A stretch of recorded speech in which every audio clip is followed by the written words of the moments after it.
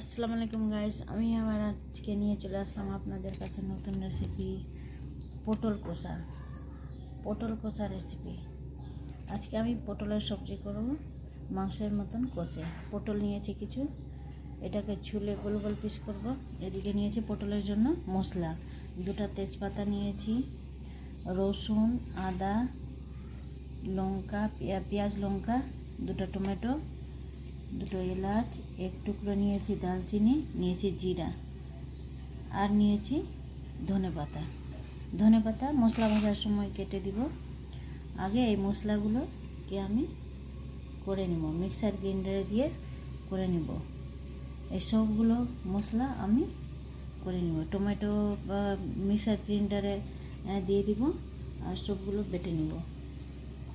এদিকে এটাও আমি ছুলে গোল গোল পিস করে নেব। পটলকে গোল গোল পিস করে কেটে নিলাম, আর ধনেপাতাও কুচি কুচি করে কেটে নিয়েছি। এদিকে আমি মশলাটা নিয়ে নিয়েছি বাটার জন্য। এবার আমি মশলা করে নিব মিক্সার গ্রাইন্ডারে। এদিকে মশলাও করা হয়ে গেছে, এদিকে কাটা হয়ে গেছে। এবার আমি কড়াইটা চাপিয়ে নেব। কড়াই গরম হয়ে গেছে, এবার আমি দিয়ে দেব তেল গরম হয়ে গেছে। আমি আগে পটল ভেজে নিব। তুমি পারলে মশলা দিয়ে পটলকে ভাজতে পারো, কিন্তু আমার এখন টাইম আছে, ওই জন্য আমি আগে পটল ভেজে নিব। আমার টাইম না থাকলে তুমি মশলা আগে দিয়ে পটল দিয়ে ভেজে নিবা, মশলা পটল একসাথে ভাজতে পারো। আমার আজকে টাইম আছে, ওই জন্য আমি আগে পটল ভেজে নিব। এবার আমি পরিমাণ মতো লবণ দিয়ে দিলাম। আমি 1.5 চামচ লবণ দিলাম। যত তোমার বেশি থাকবে তত পরিমাণে তুমি লবণ হিসাবে দিতে পারো। আমি আগে লবণ দিয়ে ভাজবো, এখন আমি হলুদ দিব না। হলুদ দিলে কালারটা আলাদা হয়ে যায়। লবণ দিয়ে ভাজবো, তারপরে গলে যাবে। আমি ঢেকে দিব, ঢেকে ভাজবো পটলটাকে। আমি খালি লবণ দিয়ে আগে ভাজলাম যে তাড়াতাড়ি হয়ে যাবে। দেখো কালারটা কত সুন্দর হয়েছে। ভাজার সময় তুমি খালি লবণ দিয়ে ভাজবা, যে কোনো জিনিসকে লবণ দিয়ে ভাজবা, আর হাই ফ্লেমে থাকবা। গ্যাসটা একদম হাই ফ্লেমে থাকবে, আর ঢেকে দিবা। বেশি নরমও হবে না, টাইট থাকবে, আর তোমার কালারও সুন্দর আসবে। দেখো কালার কত সুন্দর হচ্ছে। হাই ফ্লেমে রাখবা, আবার হাই ফ্লেমে দিয়ে কোথাও চলে যাবা না, গ্যাসের কাছেই থাকবা। হাই ফ্লেমে দিয়ে তুমি ঢেকে ভাজবা, কালারটা বেশ সুন্দর আসবে। গলে গেছে পটলটা, এবার আমি বের করে নেব। এবার মশলা মাখবো। এবার আমি পটলটা বের করে নেব।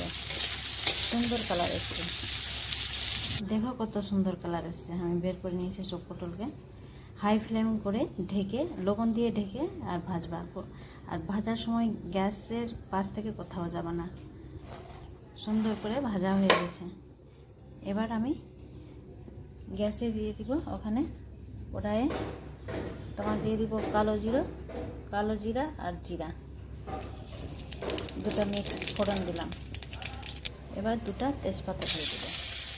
এবার কুচি করে রেখেছিলাম অর্ধেকটা পেঁয়াজ আর লঙ্কা 4টা রেখেছিলাম আমি লম্বা লম্বা পিস করে। এবার পেঁয়াজ লঙ্কা দিয়ে দেবো। তোমার যে কোনো জিনিস তুমি হাই ফ্লেমে ভাজবা, তোমার তেলটা কম লাগবে। আর যদি তুমি ঢেকে লো ফ্লেম করে দিবা, তো তেলটা সবজিতে মানে সবজি তেলকে অবজর্ভ করবে, শোষণ করে নেবে। তো ওই জন্য আমি হাই ফ্লেমে করলাম। ওই যেটা তেল ছিল ওই তেল দিয়ে আমি পেঁয়াজটা ভাজলাম, আর এক্সট্রা তেল দিলাম না। এটাতে আমি দিয়ে দিব যেটা মশলা করে রেখেছিলাম, মশলাটা দিয়ে দিব। সব মশলা এটাতে আছে, টমেটো দিয়ে। এবার আমি দিয়ে দিব মশলাতে পরিমাণ মতন লবণ আর হলুদ। 1 চামচ দিলাম লবণ, আর 1 চামচ দিলাম হলুদ, কারণ আমি পটলে হলুদ দিইনি, খালি লবণ দিয়ে ভেজেছি। তুমি পারলে আলু দিতে পারো, পটলে আলু দিতে পারো। আমি খালি পটল সবজি করছি, ওই জন্য আলু দিইনি। পারলে দিতে পারবে। এই মশলাতে আলু দিলেও ভাজা হয়ে যাবে। তুমি যদি ভুলে দিয়ে থাকবা তো মশলাতে দিয়ে দিবা, আলু ভাজা হয়ে যাবে। আমার আলু দেওয়ার ইচ্ছা নেই, খালি পটলের সবজি করবো, পটল কষা। এই পটল কষা সবজিতে তুমি কাজুও দিতে পারো বেটে। আমার কাছে কাজু ছিল না, শেষ হয়ে গেছিলো, ওই জন্য আমি কাজু দিতে পারিনি। কাজু দিলে সেই টেস্ট লাগে। কাজু দিয়ে দিবা, টক দই কাজু মিক্স করে খুবই টেস্ট লাগে। এই সময় মশলাতে কাজু বেটে দিলে খুবই টেস্ট লাগে পটলের সবজিটা। কাজু নাই, আমি খালি দই দেবো। এক বাটি দই নিয়েছি, টক দই, ওটা আমি দিয়ে দেবো। কাঁচের বাটিতে এক বাটি দই নিয়েছিলাম, টক দই, ওটা আমি দিয়ে দিলাম। কাজু থাকলে আরও বেশি টেস্ট লাগতো, তোমরা পারলে কাজু দিয়ে দিতে পারবা। আলু খাই না, ওই জন্য আলু দেইনি। তোমরা পারলে আলু দিলে, বাচ্চাগুলো আলুও পছন্দ করে, আলু দিতে পারেন। এটাকে আমি সুন্দর করে ভাজতে থাকবো। যখন ভাজা হয়ে যাবে, মশলার গন্ধ শেষ হয়ে যাবে, তখন আমি পটলটা দিয়ে দেবো। এখন আমি এটাকে ভাজবো কিছুক্ষণ। মশলা ভালো করে ভাজা হয়ে গেছে, এবার আমি দিয়ে দিব পটল ভাজাটা। এবার পটলকে ভাজবো 2 মিনিট মশলার সাথে। এদিকে আমি জল গরম ধরে দিয়েছি তরকারির জন্য, পটল কষার জন্য। একটু হালকা হালকা জল দিয়ে ভেজে নেব ভালো করে। এটাকে একটু হালকা হালকা জল দিয়ে ভাজবো। হালকা হালকা জল দিয়ে ভাজলে খুবই টেস্ট লাগে, ভাজাও হয়ে যায় আর কষা কষাও হয়ে যায় ভালো করে। আমি ভাজতে থাকবো, জল দিয়েছি, ভেজে শুকনো করবো, কষা কষা করবো পটলকে।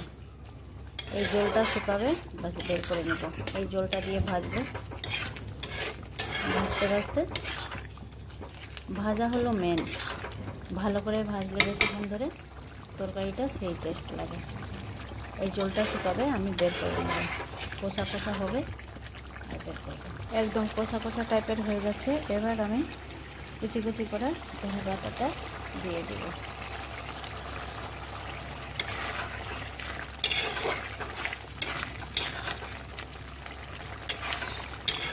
কাজু বেটে দিলে আরও টেস্ট লাগতো।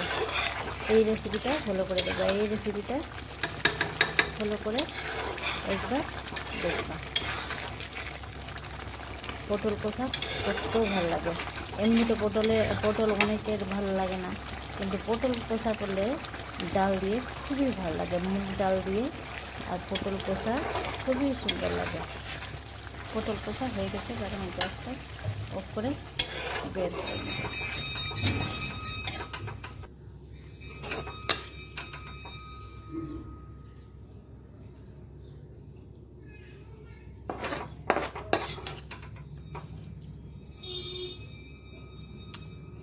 একবার এই রেসিপিটা করে দেখবা। পটল কষা, বাসমতি চালের ভাত আর মুগ ডাল কত টেস্ট লাগে। গরমের দিনে করে দেখবা, খুবই টেস্ট লাগবে। ঠান্ডার দিনেও ভাল লাগে, কলাইয়ের ডাল গরমের দিনে বেশি ভালো লাগে।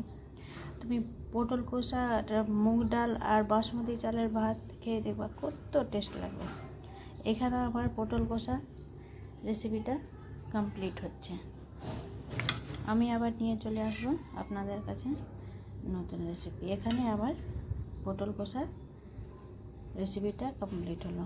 ওকে গাইস, থ্যাংক ইউ, খুদা হাফিজ।